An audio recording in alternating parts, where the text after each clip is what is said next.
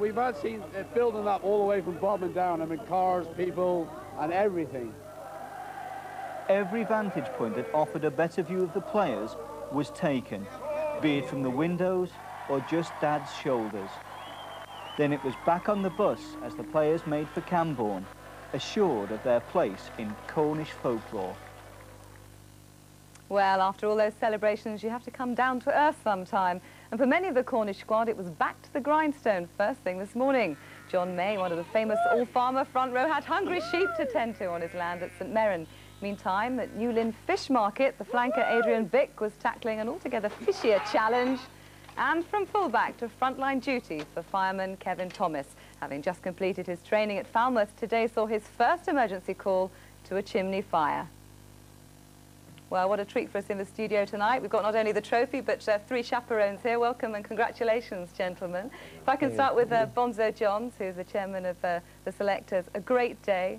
How did it feel that moment when you really know you'd done it? Oh, it's outstanding, really. I mean, it was a great day for the players, but not only the players, the county as well, and the spectators. I mean, we've got fantastic spectators. But I think it's also for the West Country itself, really.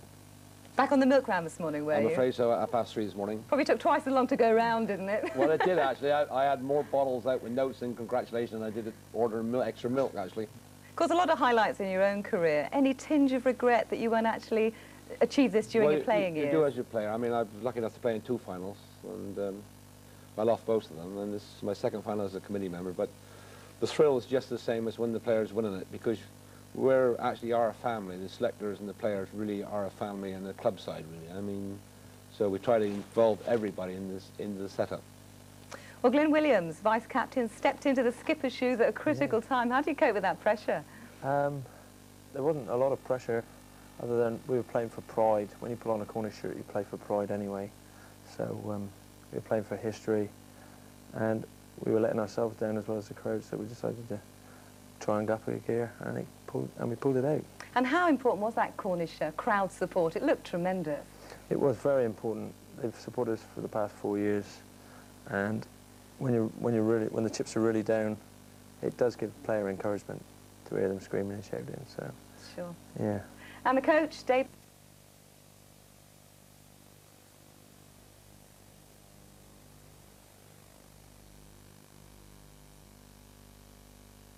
Now we've got the prospect of watching our Cornwall play in the county championship final.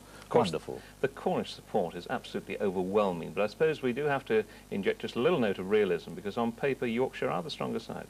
Yes, I understand Yorkshire are favourites, but having played for Cornwall many, many times, I know that we quite like being underdogs, and I just hope that the Cornish spirit will overcome that problem. Is there any way of saying how many extra points the Cornish support is worth? Well, I'm told that there's something like 30 to 35,000 made the journey from Cornwall, plus all the supporters in London and home counties will be there. That support will be very important to Cornwall. But a note of caution also, because the tremendous support also puts a very heavy responsibility on the 15 players on the field. And those players will be very worked up before the match. They'll be nervous. And my advice to them is really they must concentrate at Twickenham, maintain their discipline, and play as well as they have for the earlier part of the season. The weather looks pretty good at Twickenham, but is that in Cornwall's favour? Well, it's always better to play rugby in dry weather with the sun shining, so that's in favour of both teams. But I suppose Yorkshire is supposed to have the best 3 quarters. That might help them a little bit. But it's much easier to play rugby in dry conditions than in wet conditions. Even though the Cornish are used to our good old southwest drizzle. Yes, well, our forwards would perhaps hope that there was a bit of mud and drizzle about. OK, Richard, thank you very much. We'll be coming back to Richard at half-time when we'll be commenting. The atmosphere is building up at Twickenham, so let's go over to Twickenham and for the first half our live coverage, and we join our match commentator, Nigel Starmer-Smith. One is tempted to say welcome to Cornwall. As the Cornish captain, Chris Alcock, said at the start of his travels out here to Twickenham, with the last one leaving, he's turned out the lights. And it does seem that Cornwall has come en masse to Twickenham for the ADT Security Systems County Championship final. And what an occasion they're going to make it. A sea of black and gold. That, of course, is in no way to be disrespectful to the, what, 10, 12, 15,000 Yorkshire supporters who are here as well. But it is indeed a tribute to the meaning of county championship rugby, to these two counties, perhaps above all, who have made this the biggest crowd for a Twickenham County final in my memory. It's full house, it's 57,000, and that, I might tell you, is in contrast to last year when the Lancashire Middlesex final aggregated just over 7,000.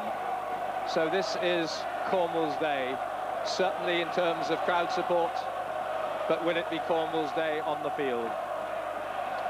Well, each of these sides has looked worthy finalists, with Cornwall coming through against Hertfordshire, Middlesex, Berkshire, and the semi-final against Warwickshire, and they keep faith very much with the side that won that semi-final. Just the one change, Tommy Bassett comes in for Mike Chatterton on the wing, but otherwise it's the same team that has done them proud throughout this season, and that means that Chris Alcock is captain, the key figure in the side who's been such an influence, the man from Camborne and the Royal Navy. Grant Champion, the former county captain, alongside him, and very useful all-round back performers, Richard Nance-Kibble, Billy Peters, and solid up front. What a farming front row of May, Dorr and Peast. And you can see there the big men of the second row. Andy Lead, 22, but he's 6'7", 17 stone 2, and a powerhouse pack that promises to challenge Yorkshire to the last. With Yorkshire, they stick with exactly the same side as the semi-final, and included in the lineup are 3 of the team who were in the Yorkshire side that was successful in 1987.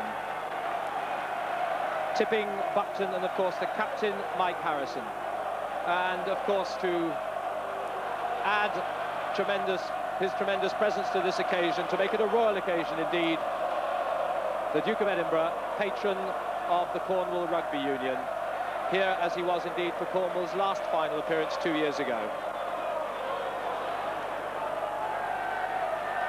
In charge of his 5th county final is Roger Quittenton, a man of great experience at the highest levels, 18 full internationals of the Sussex Society, and head of the 6th form at Worthing 6th Form College in the mathematics department.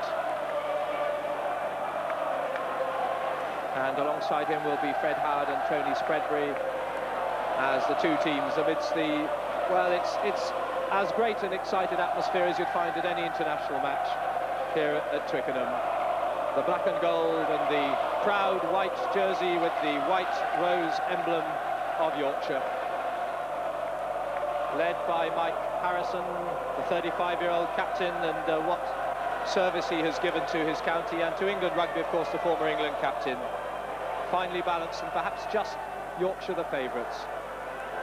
The teams line up for the anthem.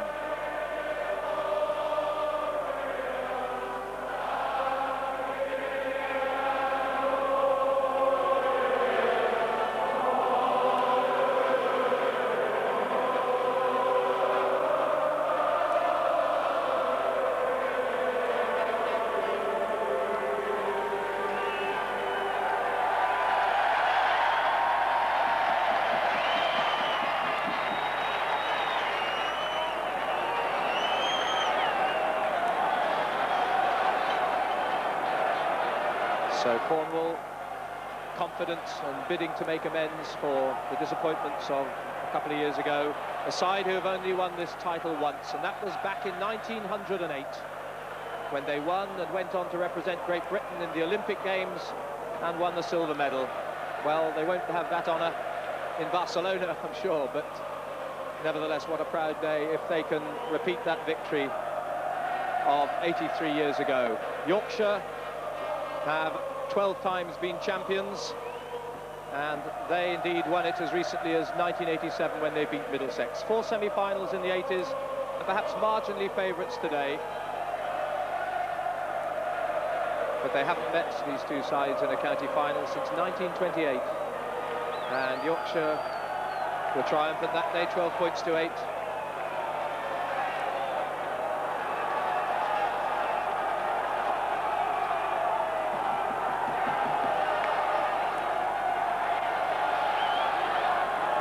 So with Trelawney's army behind them, it's Cornwall to kick off through Billy Peters of St Ives, and kicking into a swirling wind.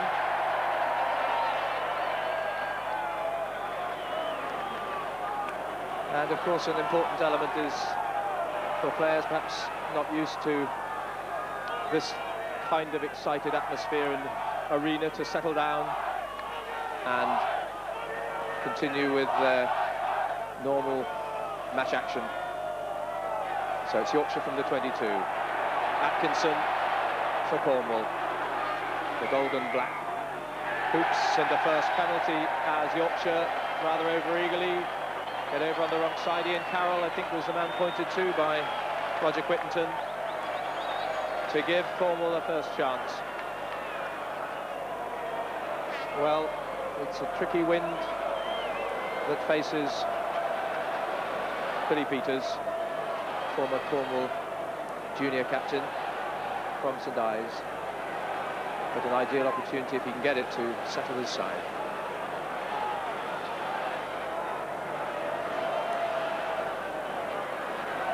Well, the wind is eddying, and you can see on the far east stand it's blowing as if behind Cornwall, but I can tell you that on the near side the touchline flags are blowing in the opposite direction. That's the Twickenham eddy, and that's the problem confronting Billy Peters. Just a minute and a half played, and to add to the tension.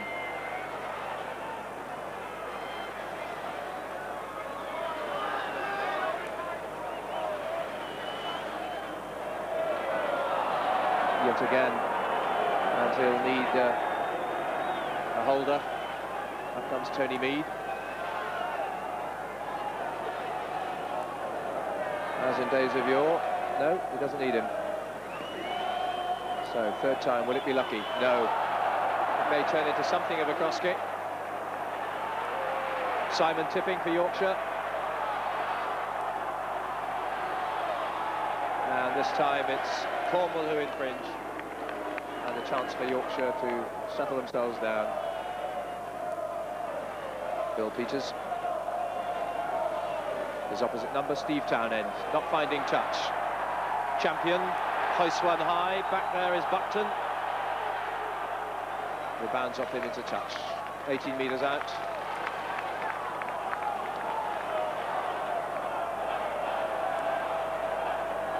Five is Simon Croft, 6 Simon Tipping. Lynn Williams for Cornwall in number 6 jersey, Andy Reid 5, 8 is Jason Atkinson, 7 Adrian Bick, and alongside him for Yorkshire Peter Buckton. So plenty of experience there on the flanks for Yorkshire, Tipping and Buckton, top level players. That's Skibble,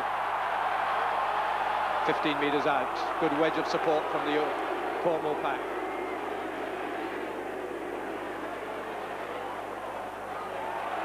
Still rolling it off. I think good work there by Graham Dorr, the international hooker in the Cornwall lineup, and still they edge forward.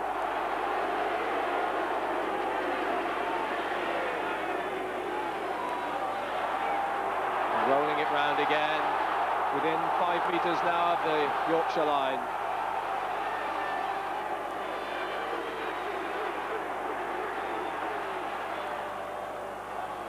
Finally the whistle. Yorkshire conceding ground, and Cornwall get the put in. So early excitement for the massed ranks of Cornish supporters. Richard Nance-Kibble is now playing top-class rugby with Northampton, played in the semi-final very efficiently with his new club while he's a student up at the Royal Agricultural College, Cirencester, formerly of Launceston. Stolen though by Scully, good work by the Yorkshire scrum half.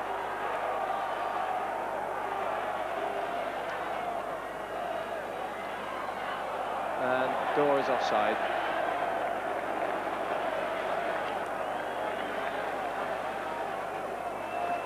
Graham Dorr, the Cornwall pack leader, 4 times cap for England.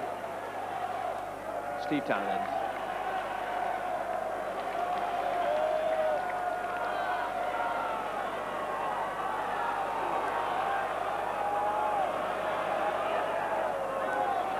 Cornwall's throw-in. Mark Wesson, 6'7", the front jumper. Andy Reid, much the same height in the middle. He's number 5. Graham Dorr with the throw.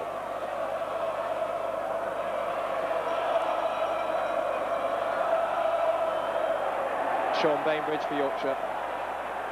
Scully, Townend, gives it some width. Georgiou, good running. Useful probe up the narrow side, but Scully's kick rebounds off the Cornish player. And it's Yorkshire that get the penalty. Cornwall offside.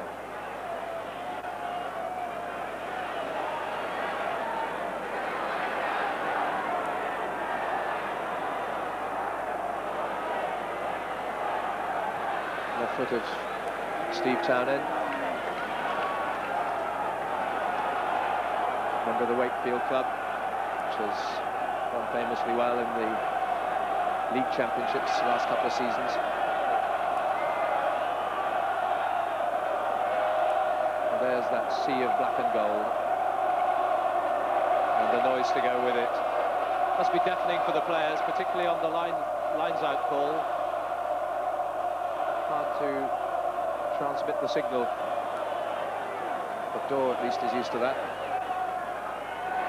Wesson, Peters. It's a well-placed kick as Alcock charges up, but it falls to Yorkshire. And good work by John Lively. So one of the players Yorkshire will be hoping will get a chance to kick at goal. Top flight kicker. 339 points this season for Leicester, of course.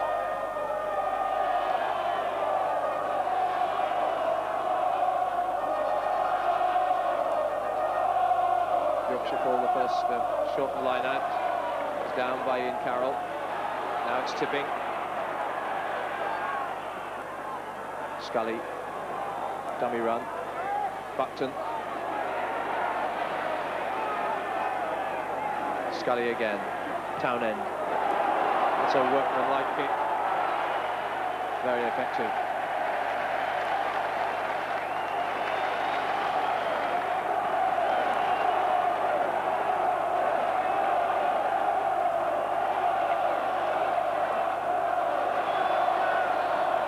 Clubs footballer, very much at home at centre or, as today, fly half.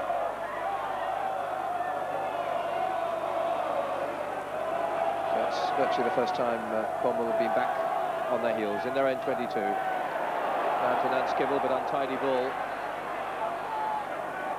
Scrum half has it again.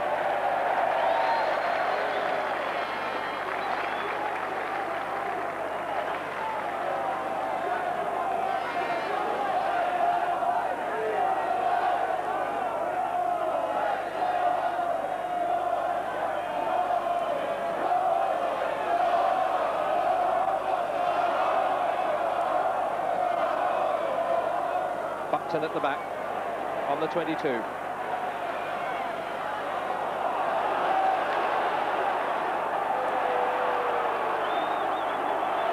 That was well rescued by Cornwall. Off goes Williams. Peters kick half charge down. Flips it back inside to his pack. Jason Atkinson.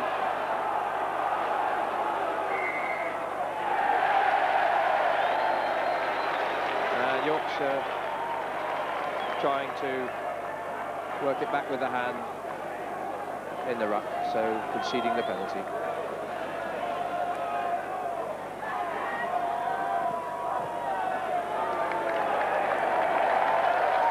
It was a very good clearance down the line from Billy Peters. Dave Thomas, the Cornwall coach, has great respect for this young player.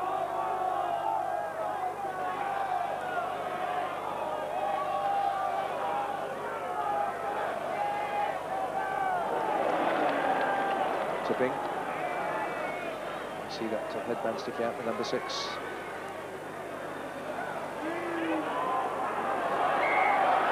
Offside, Cornwall. Just that bit too eager to get it to Scully. Again, wanting to waste no time. Buckton to Bainbridge. Not 10 metres back at Cornwall. So 10 minutes played in this ADT Security Systems County Championship final and no score.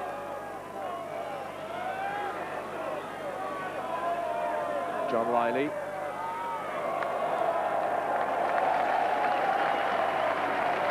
Typically classy kick from the former Wakefield player who's retained his involvement in the county, which he has brought up.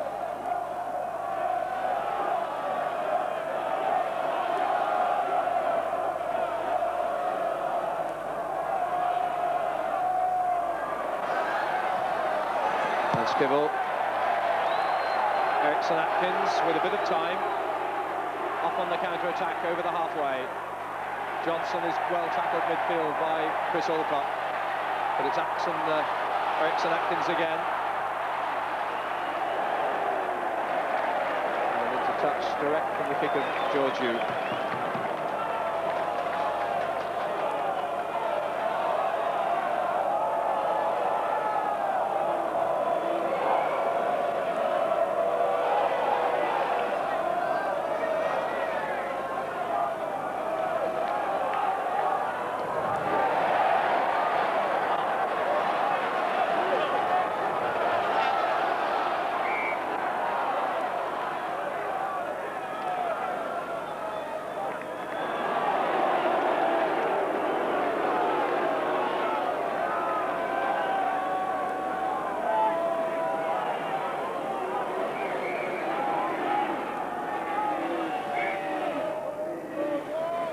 Just waiting for the scrummage to find its proper position.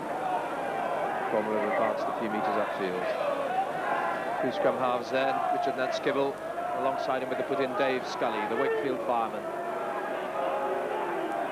Started out his rugby career with junior Doncaster club called Wheatley Hills. Not steady up front. Yorkshire take it quickly. Tipping is tipped. Scully again, Townend. Johnson, this is out Georgiou, straight to Liley, gathered that well. Sets up Mike Harrison with a chance. Harrison against Kevin Thomas. Back inside is Liley, just short of the line. The drive through and the score. Paul Johnson. It's a tremendous try by Yorkshire.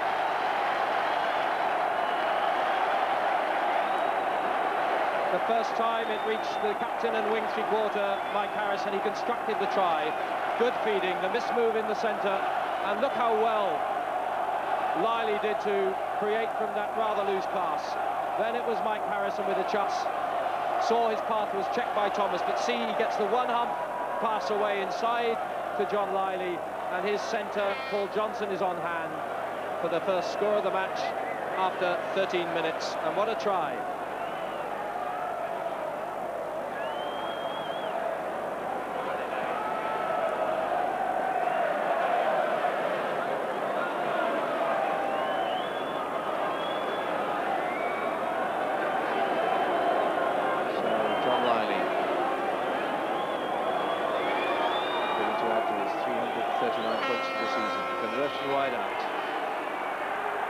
Well struck, but to the right of the post, and the Headingley midfield player. Superb move this, good straight running into the line, and then he widens the arc a little, does Liley, and taking it head on and straight is Harrison. Sees the check of Kevin Thomas, and then the support again from Liley. Johnson to drive over.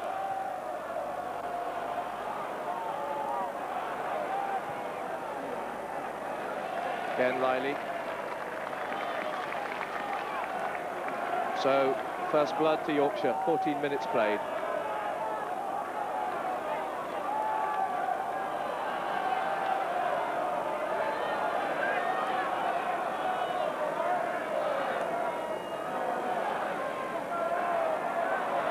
Gathered in by Richard Keast.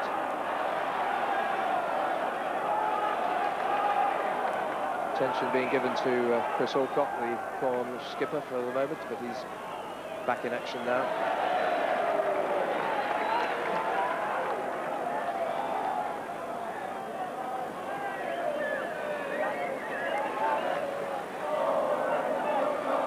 halfway line.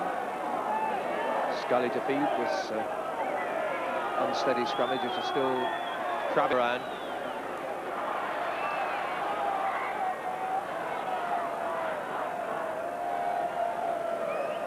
In again.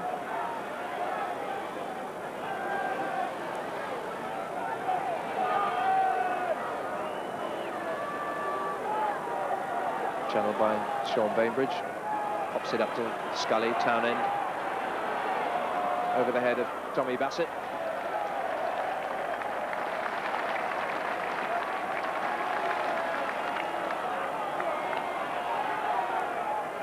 Well, they're not disconsolate yet.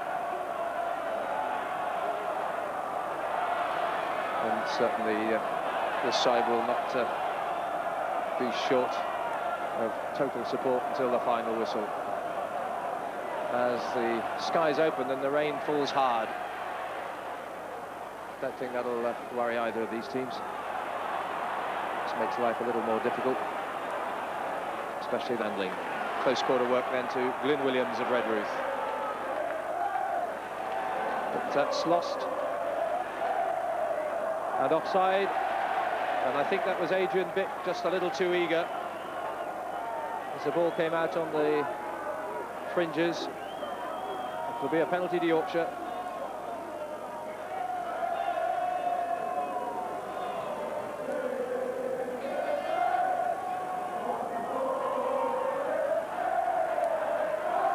Steve Cruz with a bit of a knock, but right to continue, and the rain falls almost as sleet, which tells you, as I'm sure you already know, what the temperature's like today.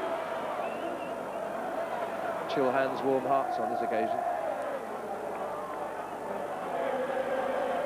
And it looks as though Steve Cruz is just off the field for a bit of attention while John Lively prepares for the kick. Bit of a cut on Cruz's face by the look of it. So here's Lively to try and make it 7-0 after 17.5 minutes.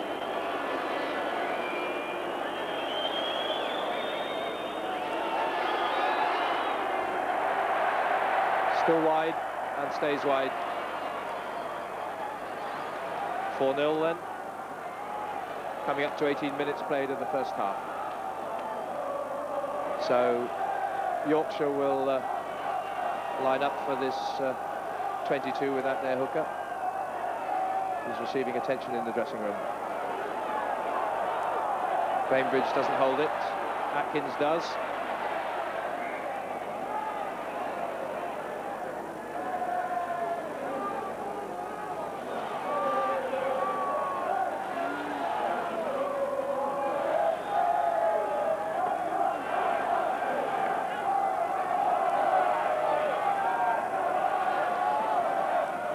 Cornwall's throw. Bainbridge, bit of pushing in the line though. Yorkshire penalised. And again to emphasise the strong winds, the heavy rainfall.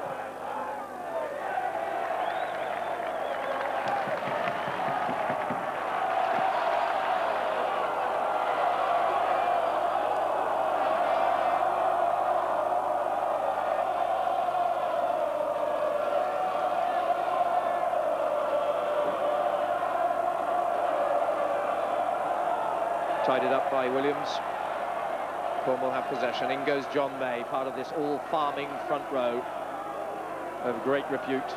There's another of them, Richard Keast on this near flank number 3. And they're driving forward now.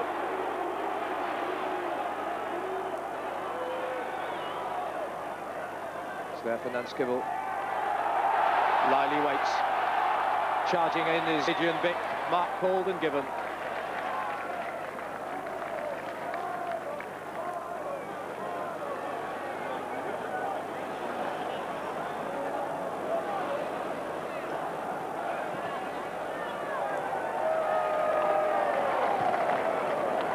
As at Welford Road, so often safe and sure.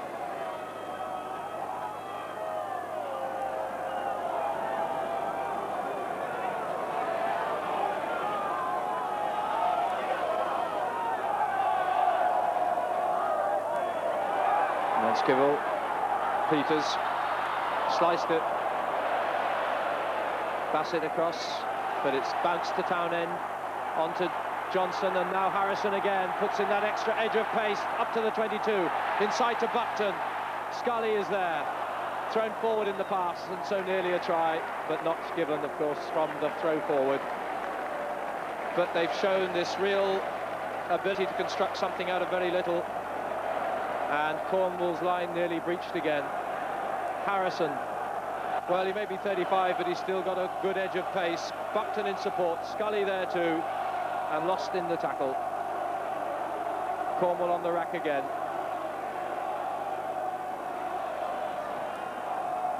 And Yorkshire, I think, having to reconstruct their front row.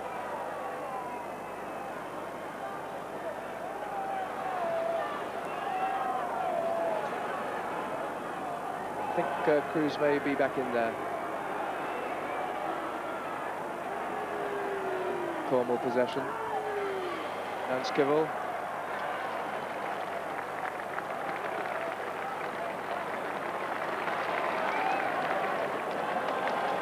No, Cruz is still off. So it's Buckton doing the throwing in.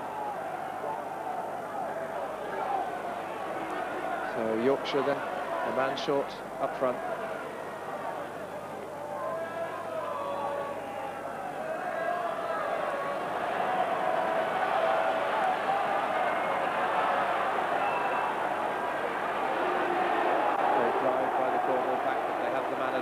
Still.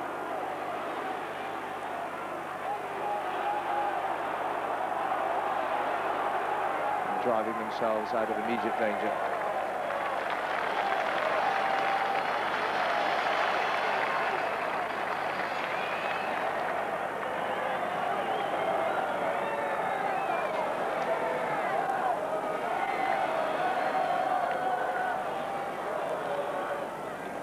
Feeling Simon Tipping may have moved up to try and play the part of hooker here.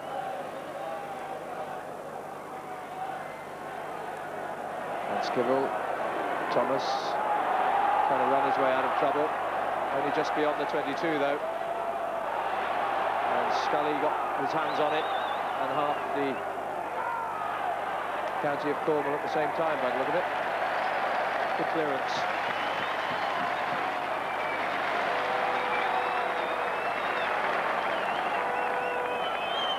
Peters.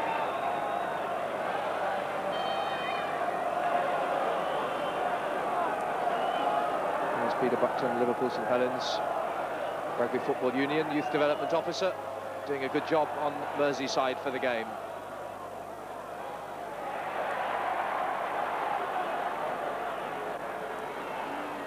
Off goes Graham Dorr, straight out to Bassett. Touch on the far side.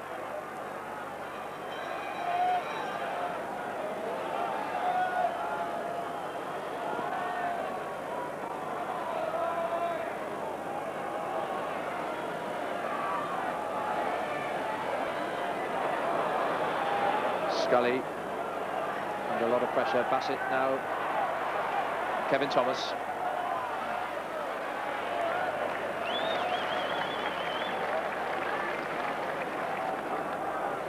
Well, who's put the line out then on Cornwall's 10-metre line. And there'll be relief for Yorkshire as Steve Cruz, injured hooker, comes back with a bit of strapping to that cut. So they've survived that period without mishap. Cruz back to throwing at this line out then. Cornwall's 10-metre line. Long for Buckton. Pick got his hand to it first. Now it's Scully, half charge down. Still in play, back to the pack. On goes John May. Away by Gore. Atkinson sets it up.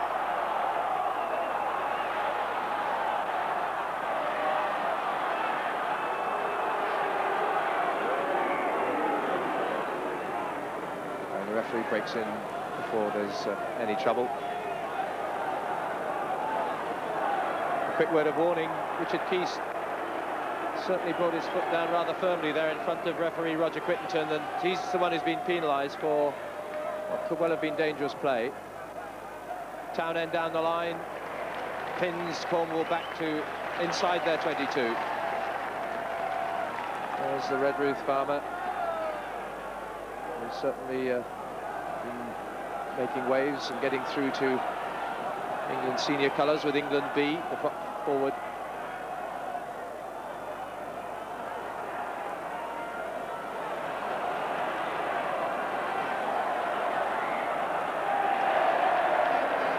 Penalty to Yorkshire.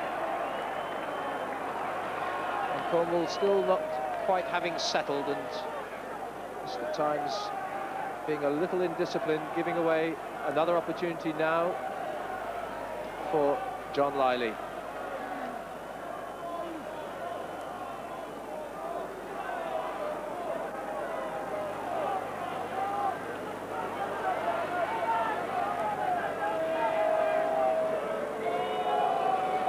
.26.5 minutes played.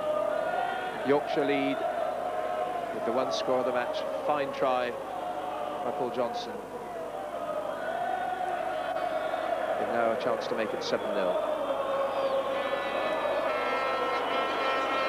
John Liley, who was a member of the under-21 county championship winning team in 1988, now attempting to do the same at senior level. Yes. So third kick at goal is third time lucky for John Liley. And Yorkshire have given themselves a bit of a buffer now. About 13 minutes of this half to go.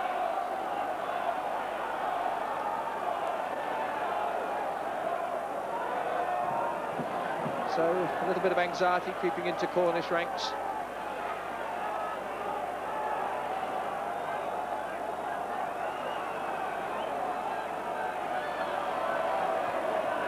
Start by Peters, taken by Croft. Good wedge of white jerseys in support.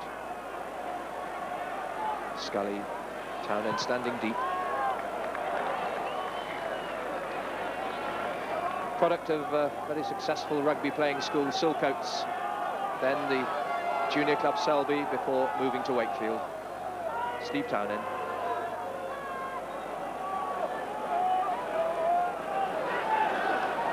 At the front, good pick up by Nance Kibble. Didn't go to his own team. Sharp break.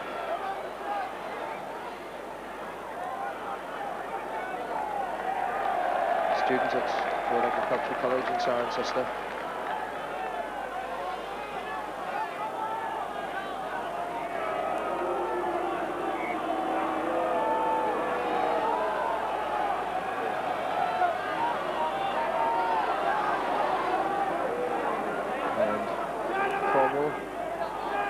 Continue with attention being given again to Chris Alcock, their captain,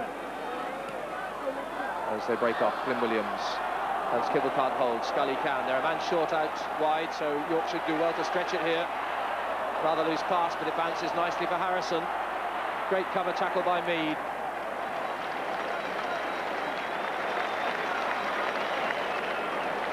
He haired across from the right wing, saw the danger with one man short out in the three-quarter line. Tony Mead of Plymouth Albion, and Alcock back in the fray. But he's not walking freely or running freely, is he? Obviously some knee troubles before, but it's an ankle that's troubling him now. Yorkshire again. Townend. Offside in the middle are Cornwall. I wonder if Harrison will call up Liley from here. I would suspect so. Just inside the Cornwall half.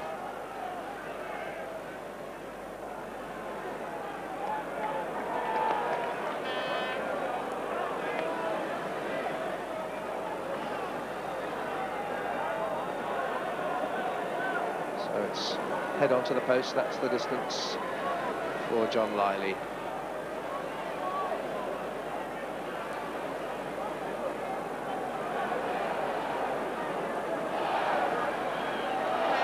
It's just his third county championship appearance. His debut was against Lancashire in the group matches.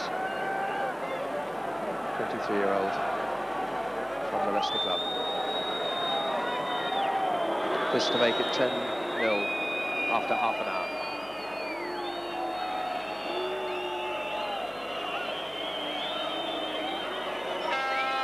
Riley then.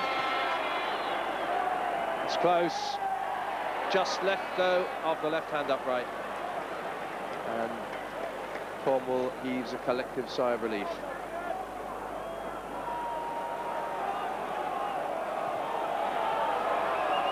Over the head of Scully. Back in the Yorkshire 22, Liley in support. Measures it. Selects his target, puts it away.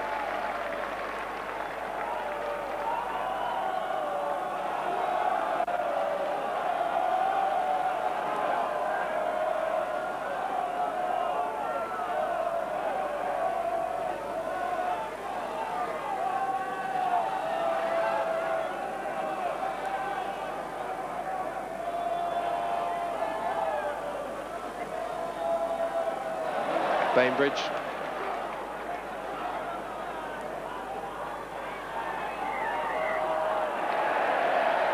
And it's Yorkshire penalised. Not releasing. And Bainbridge is the man to be penalised. Sean Bainbridge of the Morley Club. No relation to the international Steve Bainbridge.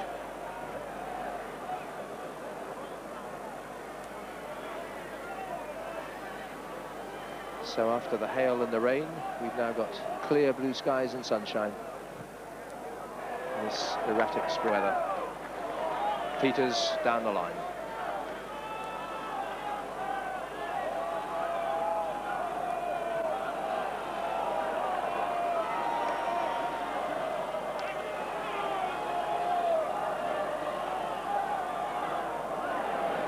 Good work again, Yorkshire. The tail of the line out.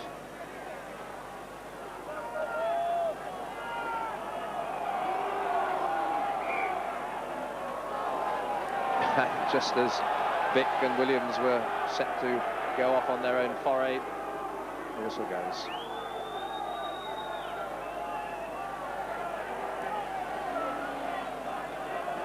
Dave Scully's third season of county rugby.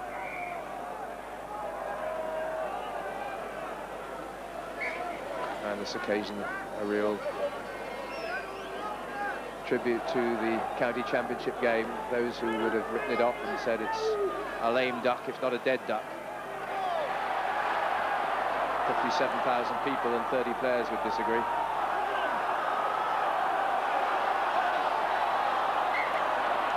Unlucky Tony Mead, trying to do the scrum half job, just didn't manage to control it.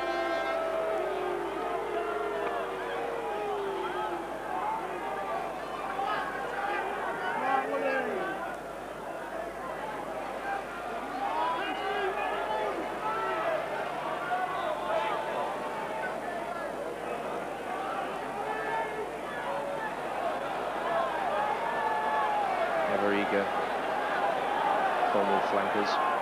Scully getting a bit of protection. Townend under pressure though from Nanskibble.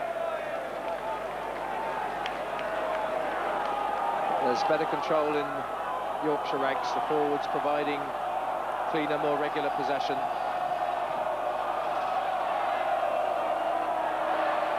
That was well won by Scully.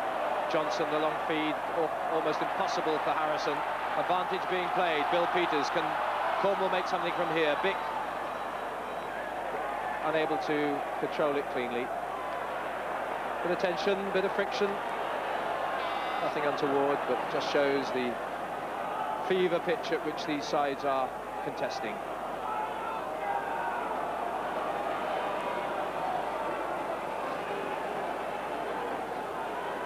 That's Kibble trying to put one in the box for Bassett to chase. Didn't really carry quite far enough forward. Advantage being played from the first knock on to Cornwall. They're within 10 metres of the line. The roar goes up. Bassett in with the tackle. The whistle goes. referee, in fact, bringing them back for the Cornwall put-in from having played advantage and none accruing. So, 18 metres out. What can Cornwall construct from here?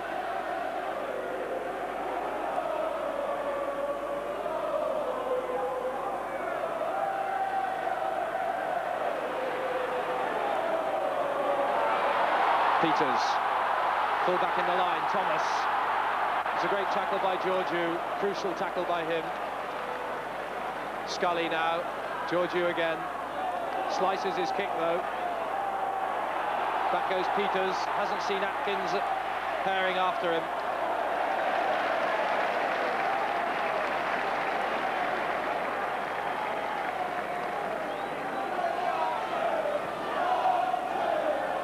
That's how it stands with 4 minutes of the half to go. Try and a penalty goal to 0.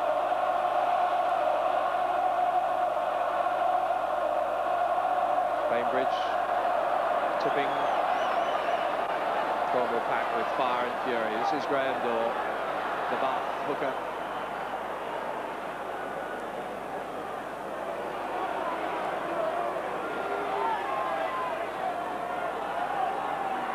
And Skibble again, back row in support, Williams. And the ball and the players buried. Yorkshire not releasing it, and it looks as though Roger Berman's penalised, and this is on the halfway line. Peters is poised and will attempt the kick at goal.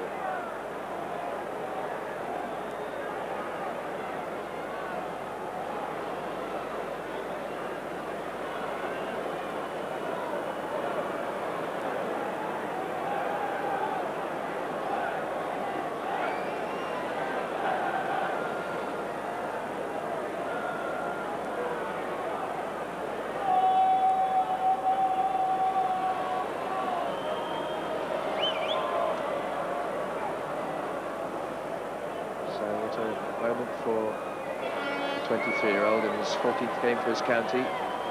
Paul Peters, this to get Cornwall right back into the game. From the halfway then. Low, scudding, just wide, unlucky.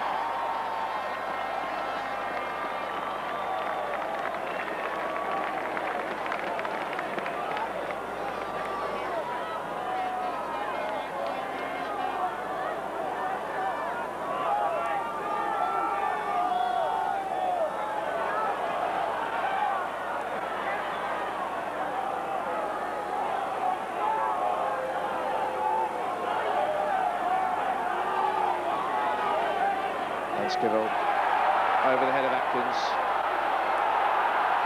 Awkward one for the winger. And forced out about 12 metres from the line. After a quick word with Mark Wesson, the excitement is great on the pitch, as it certainly is off it. Family outings of so many who've been up here to Twickenham for the first time today. Great to see. And what an occasion they have made it. We're in the last minute of the first half. Try here by, score here even by Cornwall would be timely to set up the second half. And they're intent on that. Wesson drives in. There's Glyn Williams. Cornwall rolling it round back to Williams again. 6-7 metres out. Yorkshire stay firm, but Nance Kibble's trying to dig it out himself. It's come. And they've got a penalty, with Yorkshire operating from an offside position. Simon Croft, I think, penalised, and it looks as though Grant Champion is going to take this one after Peters' earlier efforts. So is he once again to be the man for the occasion? 3 penalty goals in the 89 final when he was captain. Anticipation, well, more than a little excited in Cornish ranks. And there'll be some sort of roar if this goes over. So it's the police officer from the Devon and Cornwall Police, honoured by the Barbarians in this centenary season as well. Here's an important moment to get Cornwall's first points. Champion. And it's a champion kick.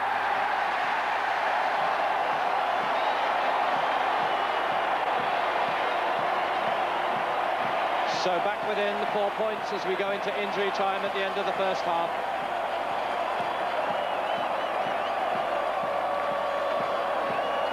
Dan Maloney, the Falmouth Marine Band of, well, they call themselves musicians, I think, but you're not allowed to be a very highly qualified musician to play for them. It's largely percussion, but it's certainly very noisy and thoroughly enjoyable on a day like this.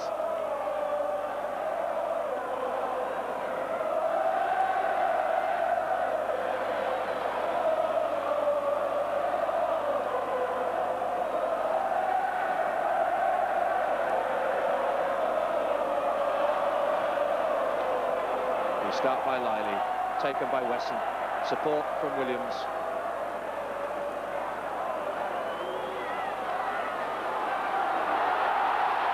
Good driving by Vick. And that score has certainly lifted it, a bit of tension. We can see Wesson and Berman just overreacting. And referee Roger Whittington steps in. Has a word with Berman to warn him and give away the penalty. Adrian Vick's the injured player. Plymouth Albion teacher from that neck of the woods, who's like Glyn Williams, taken part here in the county final. As his fly half, Bill Peters kicks it into touch. And that brings the half-time with all still to play for and in no way decided. Yorkshire certainly worthy of their lead. They've looked better controlled, provided better possession. One superbly constructed try and a penalty, but Cornwall coming back on the stroke of half-time to keep them within 4 points. What a second half in store.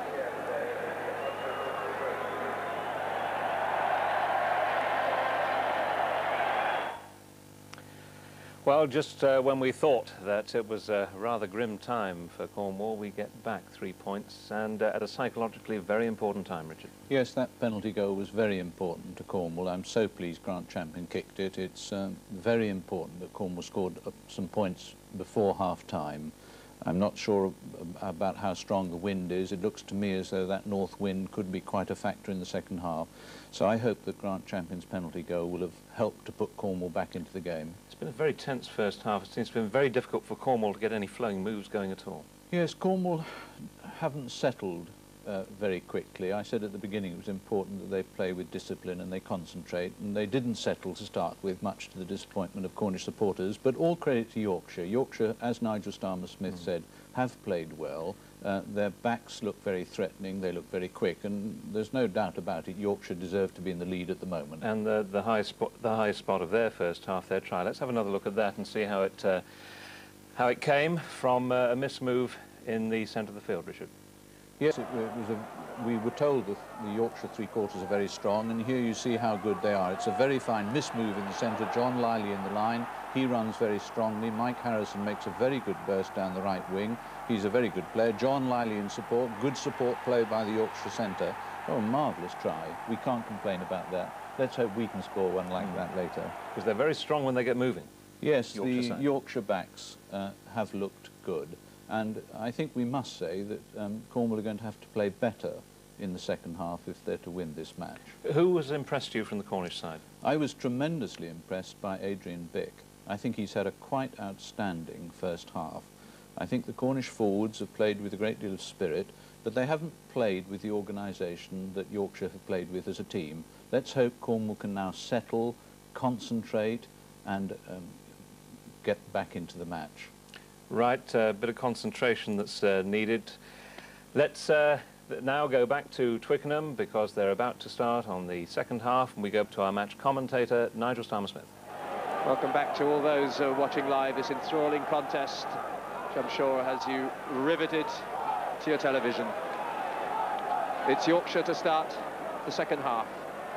just 4 points ahead. Liley deep into the Cornwall 22. And safely away by Kevin Thomas. That's how it stands. And Yorkshire up for the two-man line. Carroll at the front. Buckton at the back. It's Buckton again, supported by Tipping, but Cornwall spoiling well. But they've conceded the penalty. They've got just a bit too far over. Graham Dorr, disconsolate. And this is a chance for Liley. And the worst possible start for Cornwall if he gets it to the second half.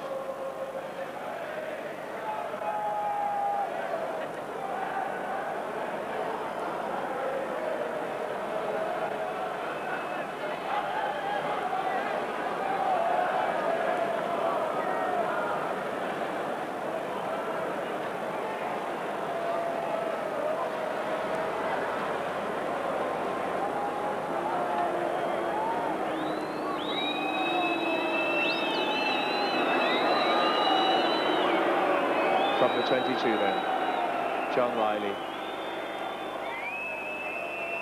Try and make it a 7-point lead again. No mistake.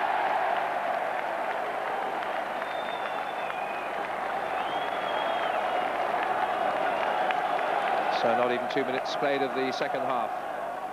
And Yorkshire extend their lead.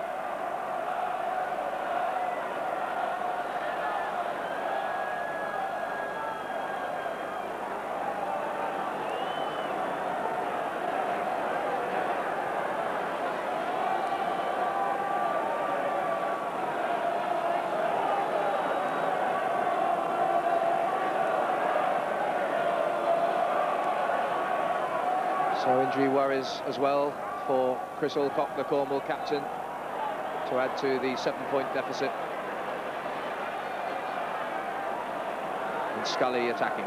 Held though on the Yorkshire 10-metre line.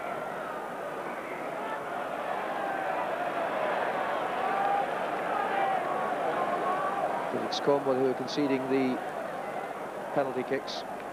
And once again, John Liley to play it down the line.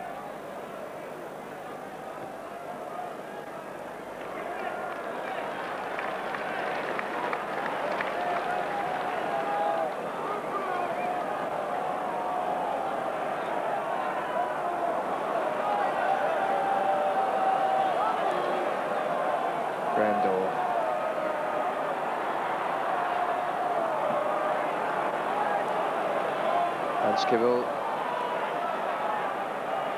no way up the narrow side. Fine support from his pack, but it's good, clean, clear possession that Cornwall are lacking. Had very few opportunities to run at Yorkshire. And now it's the Yorkshire contingent in the crowd who strike up with Ilkley Bartat, giving voice to their confidence. Looks well placed at the moment. Nance Kibble, but down the throat of John Liley.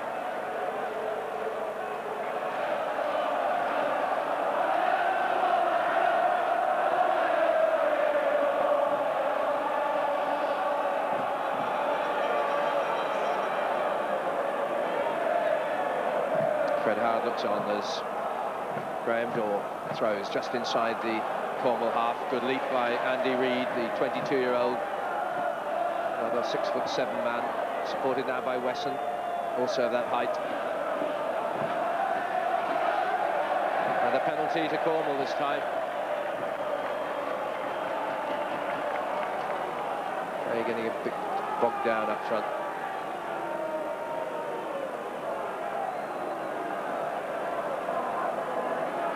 So Peters down the line.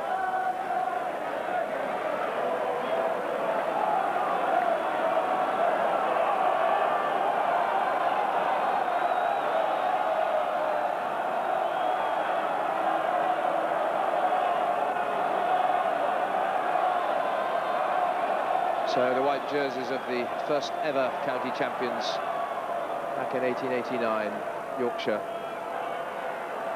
In control overall, but not so now at this moment. Andy Reid setting it up just outside the Yorkshire 22.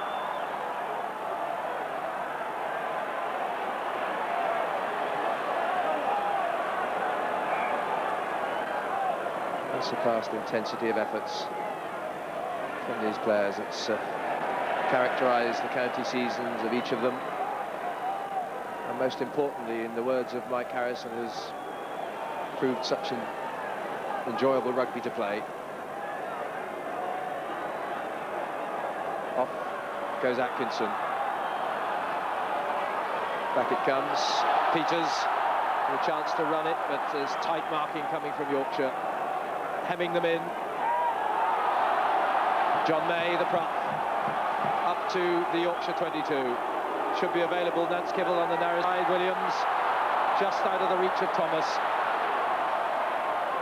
No advantage. The knock-on gives the scrummage. So a bit more like it from Cornwall, but not quite the finishing again. Plenty of cover from Yorkshire initially, but then the promising break up the narrow side. And here's the pass that just couldn't cling to the fingers of Kevin Thomas.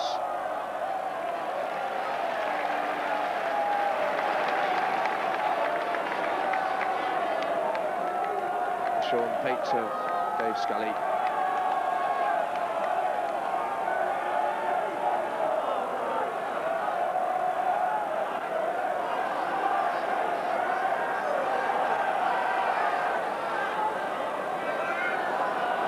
Tipped away by Buckton, falls to Townend. Georgiou, smooth acceleration, good support from Johnson, and now Atkins up to the 22, intercepted by Tony Mead. Nice fluent running by Yorkshire. And nice incisive work from Jason Georgiou here. Takes it, adds the pace, cuts inside with the handoff to help him, Tony Mead, and then to Johnson, and a chance for Atkins to take them on. So within about 10 metres of the Cornwall line again, as Yorkshire mount the pressure. Quick throw-in isn't to the referee's satisfaction. And they'll scrummage it in 15. I think it'll be a Yorkshire put in.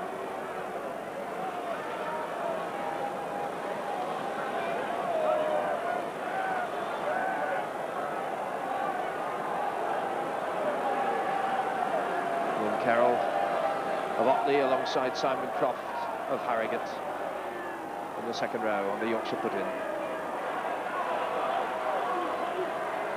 Bainbridge channels it, giving his scrum half plenty of protection. Scully to Townend. Johnson to Liley, tackled by Bick.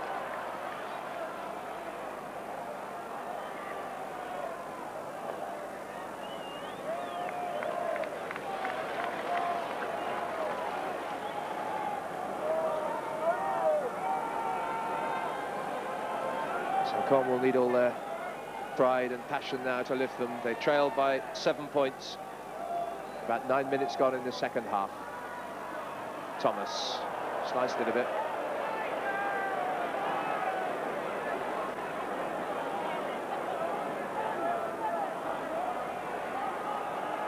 Well, they want something to cheer them a little.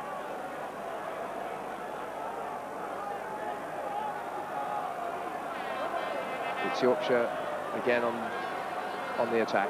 Back to the tail, deflects. Bainbridge did well, pirouetted out of the tackle. Found support from tipping inside. It's about 18 metres out, head on to the post. Whistle's gone.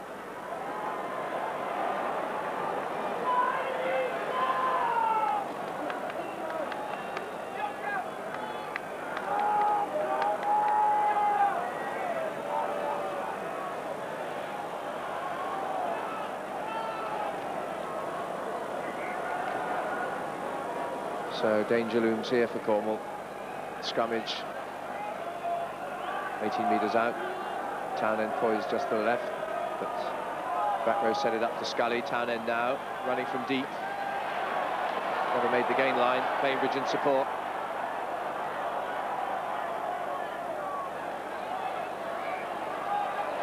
Already the whistle's gone as Woodthorpe came to the aid of Dave Scully.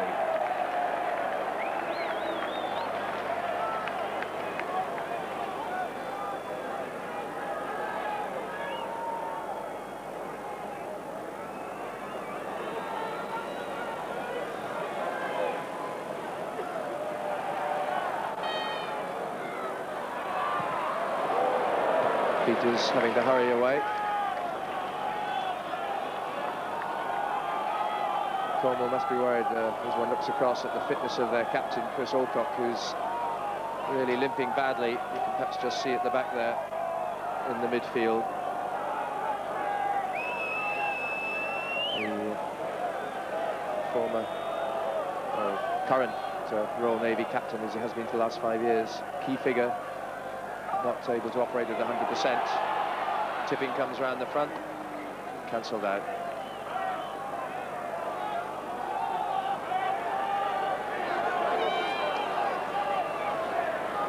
The helicopter observer instructor, Chris Alcock, is carrying that left leg.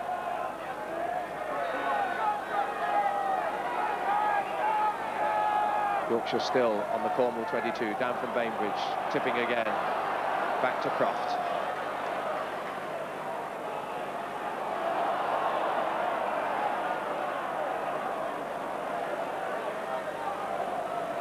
Rolling it round. Adding good weight to Scully now. Townend, chip and chase, covers in, but it's a penalty conceded.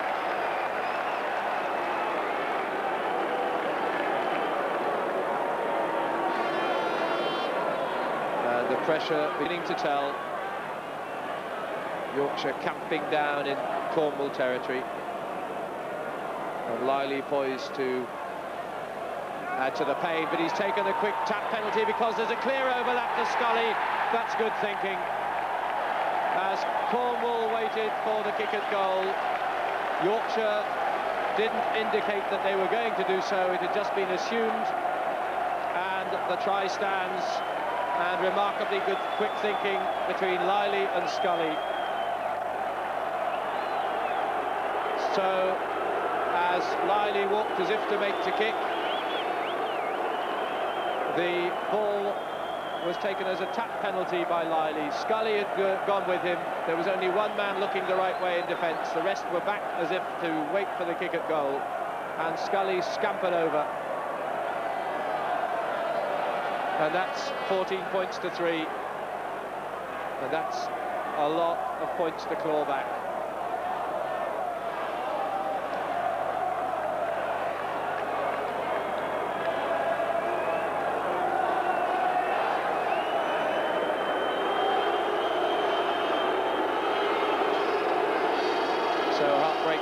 Cornwall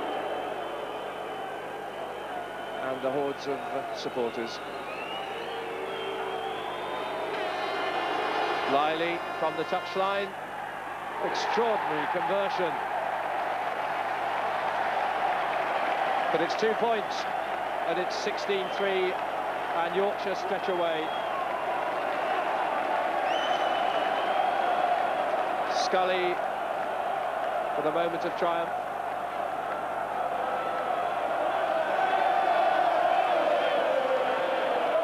Sense that Chris Alcock may have to leave for good here. A sad moment for one of the great servants of Cornish rugby, Camborne and the Royal Navy, who has that persistent trouble with his leg from early in the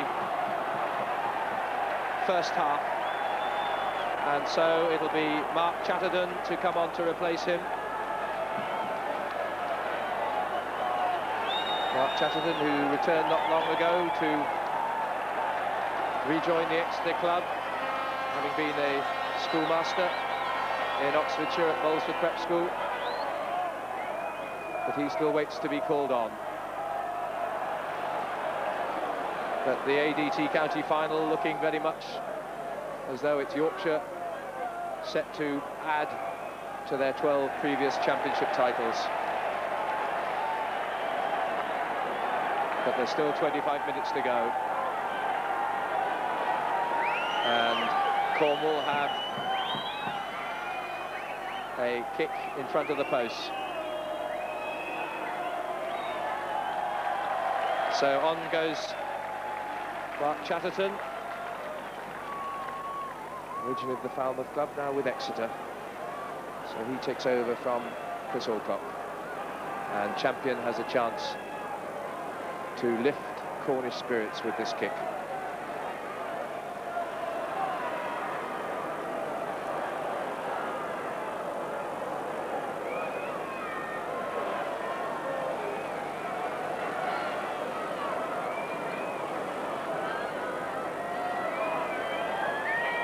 To get back within 10 points. Cornwall desperately need this by Grant Champion. It's gone off to the right, and things looking increasingly as though it's not going to be Cornwall's day.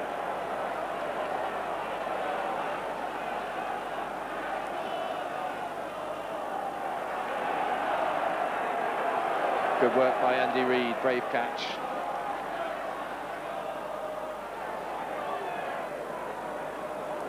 Cornish spirit will take them through to the final whistle. But will that be enough? Probing again through to Graham Dorr. Pick up by John May.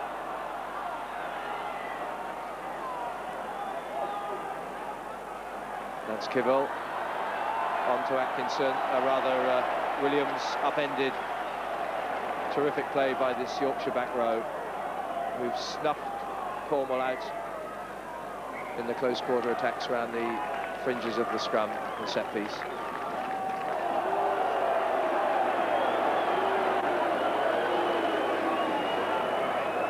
Peter Buckton slowly up. What a storming game.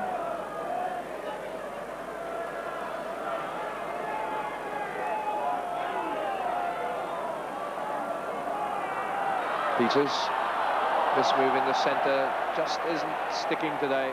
That one lost by Tony Mead. That's Kibble bundled backwards by the ever-present Buckton. And Yorkshire get the put in.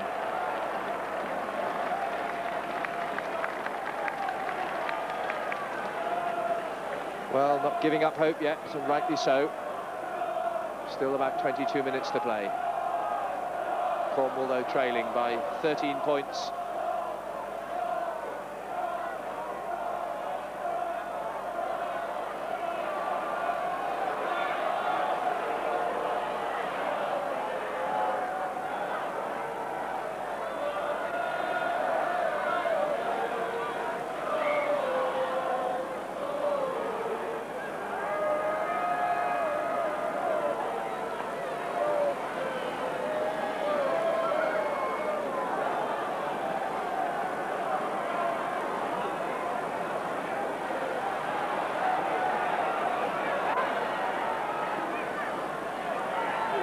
Townend. Oh, that's an untidy pass. Not much Georgiou could do with that.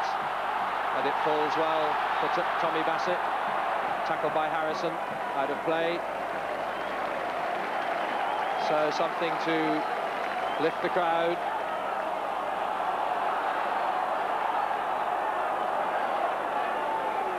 Referee in to separate the warring factions.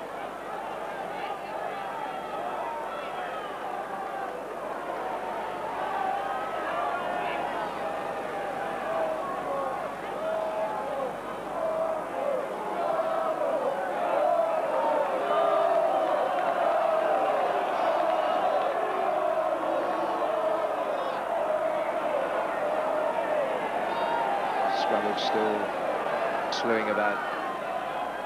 That's Kibble. Into the box, Bassett chases, back goes Harrison, pressure on him, calls it well. gets the mark.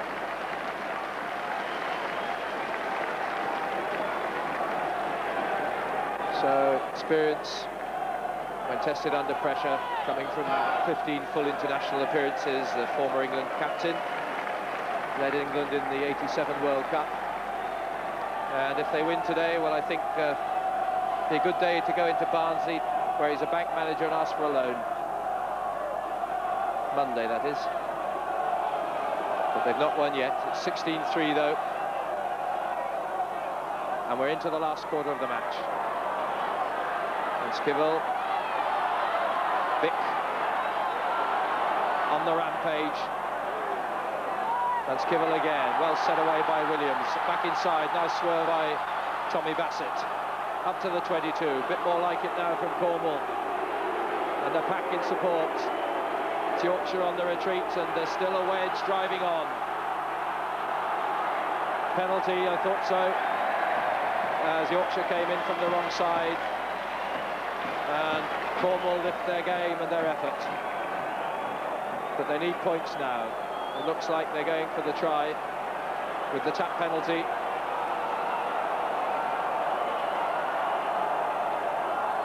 So the little posse forms for the set piece. And again the drive. Yorkshire try and regroup. It's only about 6-7 metres out. And still edging forward are Cornwall.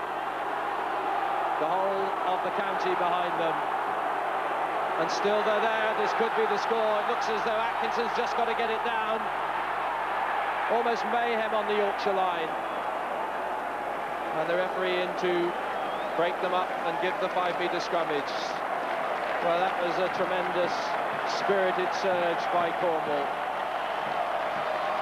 And if 40,000 Cornishmen here could have been out to push them bodily over the line, they would have.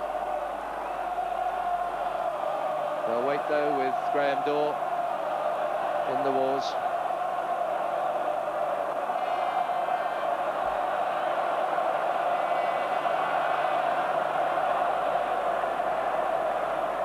So, see again this great surge seen from the North Stand end.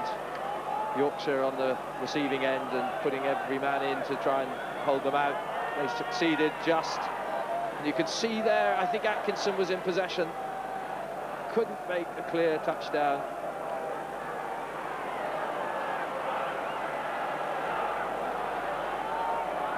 Dorr won't give up now. Here's a big scrum.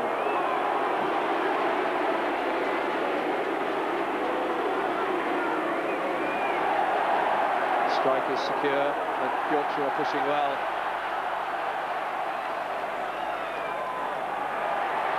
Referee's whistle goes, the player in possession and Yorkshire offside. Not the number 8 Bainbridge, but an earlier incident. No advantage coming to Cornwall, so will they do the same again? The tap penalty is poised. 5 metres out. Twickenham would erupt if they score from this. Didn't go to hand. Cruel moment. And for the instant, the chance lost. But one senses it's now or never. They've got 16 minutes to go. They've got to score while they've got this pressure on to have any hope.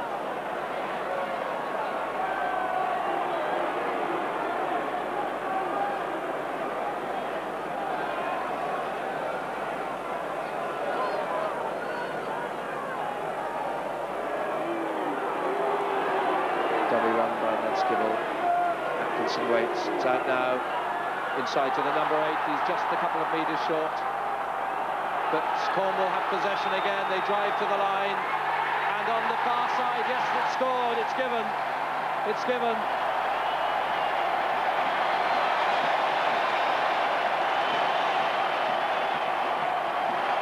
And little Richard Nanskibble is the man, I think, to claim that one.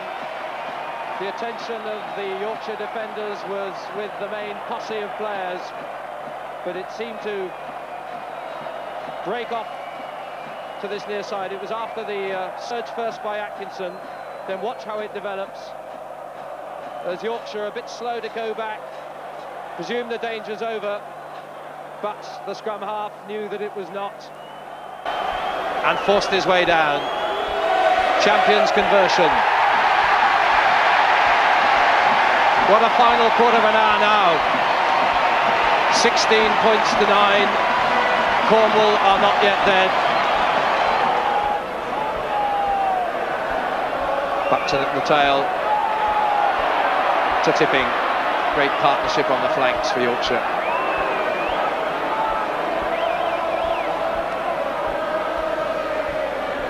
And straight back into Cornish territory.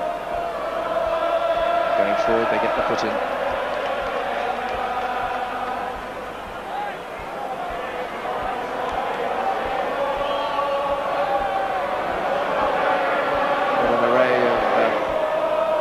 Cornish favours we've seen.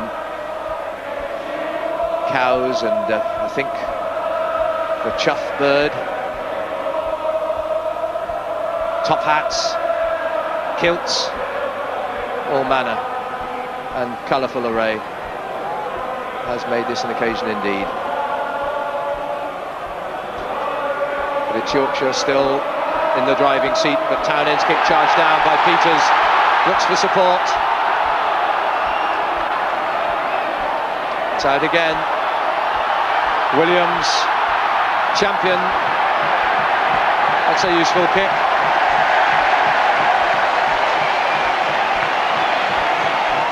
So the white-capped Yorkshireman amidst the plethora of gold and black. But some contest this has been, and it's not over yet. Cornwall drive.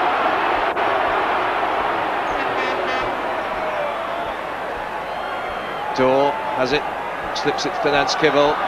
Chatterton, still Chatterton, but the touch judge's flag is up. And they come again. Champion, Bassett with a chance. Little chip ahead, Atkins covering. And Cornwall in there to a man. No more than 4 metres out from the Yorkshire lines, and certain desperation in Yorkshire defensive ranks. They've covered that one. Cornwall still.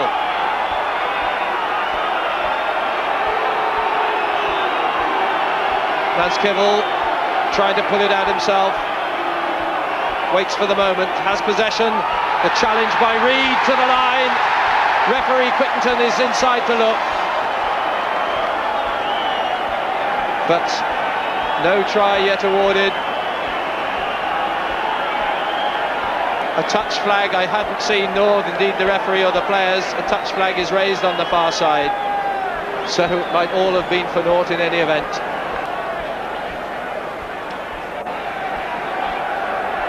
The tension, the anxiety of it all, and the players slowly, reluctantly in Cornwall's case, make their way across.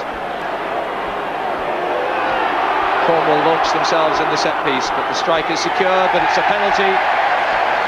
As the scrummage collapses, bit of added tension now and tempers fraying. Penalty to Cornwall stands. We've 6 minutes plus injury time to go. 3 points now, and they know that they can launch themselves for a final hope of a try. Grand champion, former captain, has this to get within 4 points. He turns away, he knew he'd got it. It's all to play for. 5 minutes to go, and only 4 points the difference. What a grand finale to a grand championship.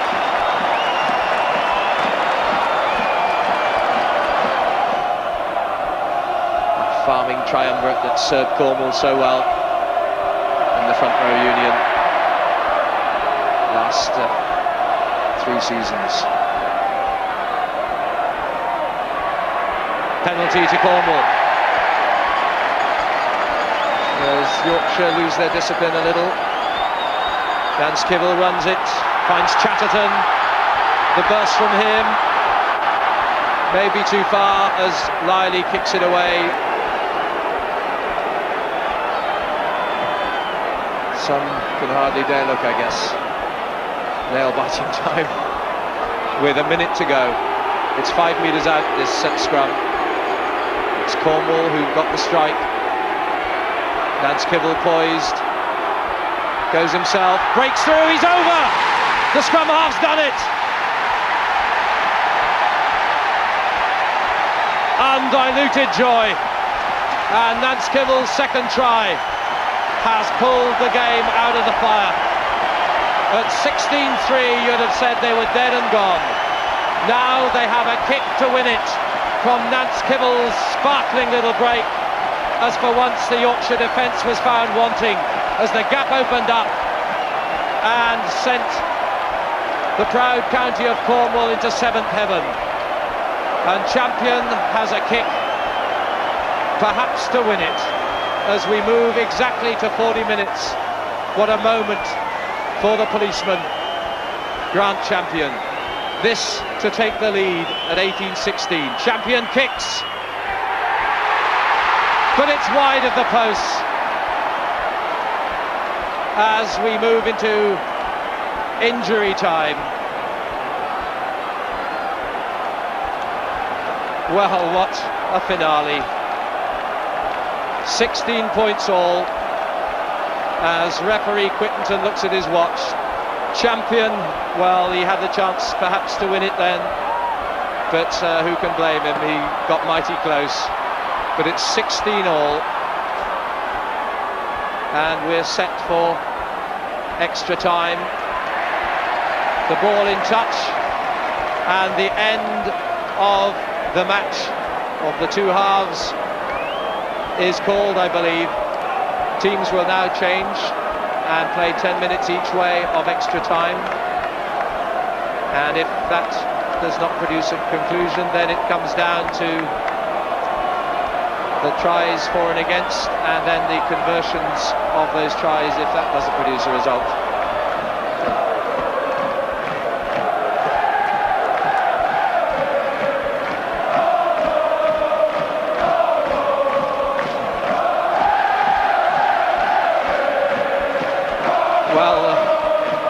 I doubt if many people watching down in the West Country had hoped to see Cornwall come back. Well, hoped they had, but expected perhaps not at 16-3 down.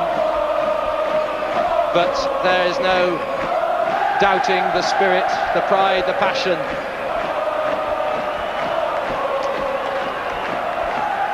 So it's all to play for. 10 minutes each way. Not sudden death, but the full 2 periods must be played out.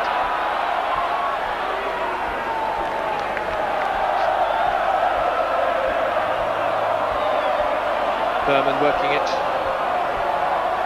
Away goes Scully. Referee plays advantage. Georgiou. Harrison upended. Now it's Liley. Buckton inside, but it's intercepted by Williams. Glenn Williams waits for the line. Back goes Scully. Great tackle as the flank forward found himself in the clear. Well, Scully did well here.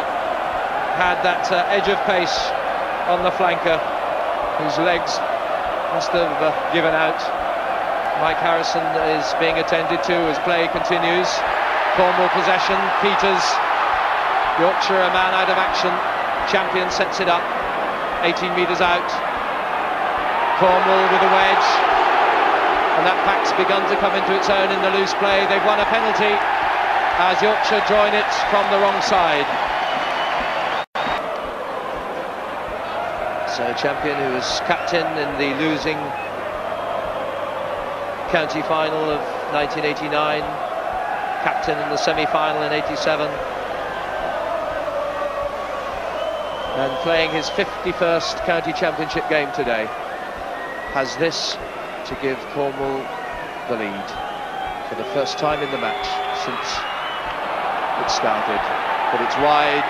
It's pressure though still on the Yorkshire line, and they could well concede a 5-metre scrummage here. Will Nanskibble go for a hat-trick? Atkinson channels it, Nanskibble back inside to the back row. Atkinson right on the line, the referee looks. No try.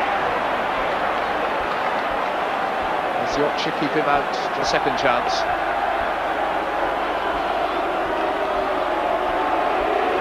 Will they try the narrow side again? Nanskibble on the break. Comes back as they go for the pushover. The scrummage collapses, the penalty is given. Cornwall have a further chance as Yorkshire are penalised for dropping the scrum. Well, the grand champion has got to put his recent misses behind him and concentrate on a kick that could give Cornwall the lead for the first time in the match. This in the 5th minute of the first period of extra time. Champion kicks. He's got it.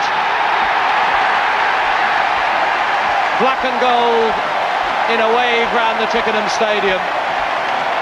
The arms, the scarves, the favours, the caps aloft. Grand champion kicks Cornwall into the lead.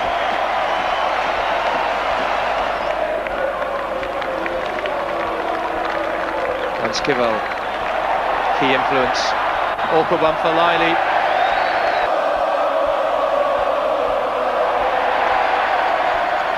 Whoops.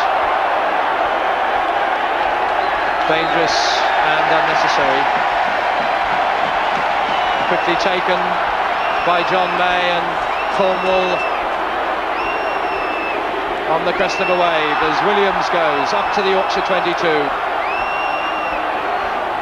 You're never beaten until the final whistle, as they say. Drop goal attempt by Bill Peters goes wide. Well, there's a youngster who may have some recollection in the years to come, I wonder.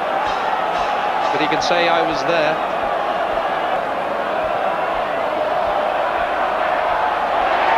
Andy Reid.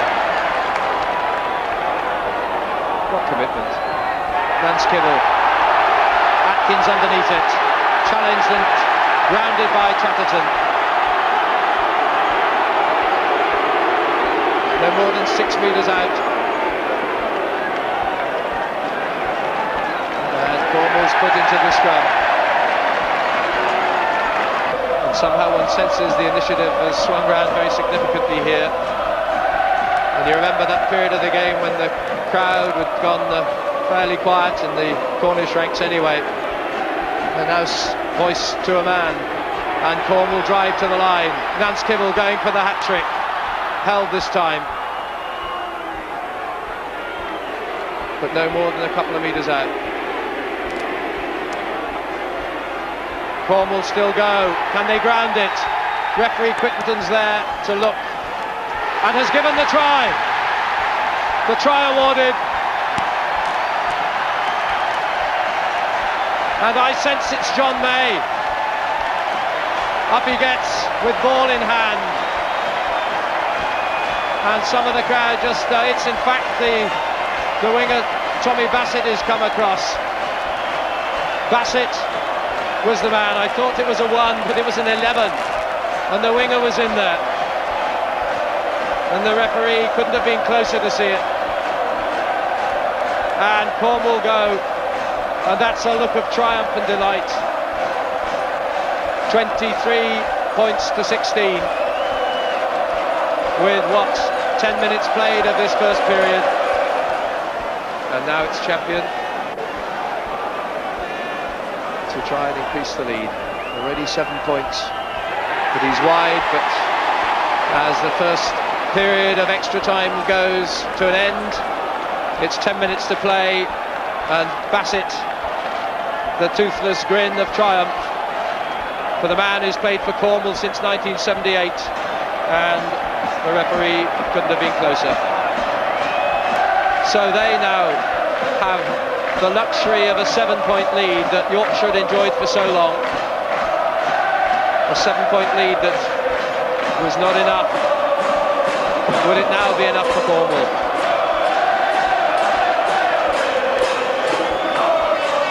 Familiar chant. There's 10 minutes to go. Nanskibble.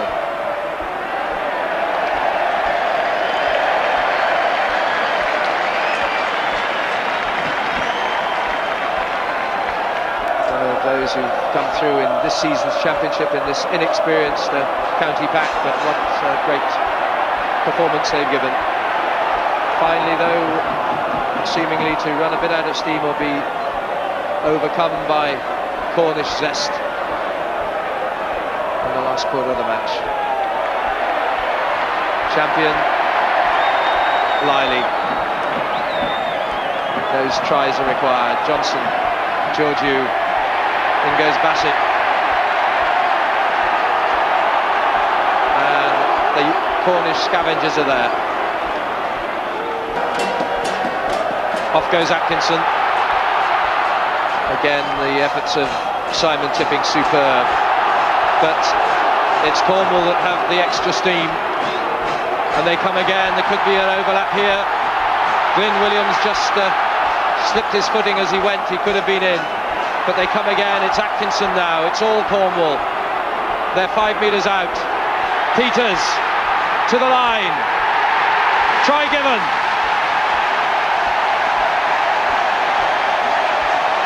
And Cornish joy knows no bounds. Peters, the fly half, with the weight and strength to follow through. Williams it was who set up the chance with his drive. Half held, but the momentum was behind him. Cornwall came again. I think that was Reid. And still the good work of this unrelenting pack. And Bill Peters made it home. What a turnaround. Champion with the conversion to add to Yorkshire grief.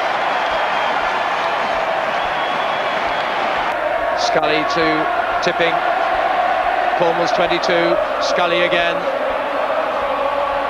Tackled by Graham Dorr. Off goes Bick. Finds his partner, Glyn Williams, the stand-in captain. He'll take the whole of Yorkshire with him if he can. Possession is all that Cornwall need now to ensure themselves of the title. Just hammered downfield by Champion. Liley. Atkins. Good running, tremendous. Ericsson Atkins still up to the 22 and finally collared 15 metres out. And at this stage in the game, that's tremendous effort. We've had about 19 minutes altogether of extra time on top of a full, intense and torrid 40 minutes each way. But we're in the last minute. Black and gold prepare to celebrate. Cornwall on the crest of their greatest triumph since 1908. Nance Kivell gets a roar as the ball goes to touch. Referee Quittenton looks at his watch. A superb friendly atmosphere that's pervaded the occasion. Yorkshire come again, though. Trying to the last. Johnson, great run. Liley, Harrison, how appropriate.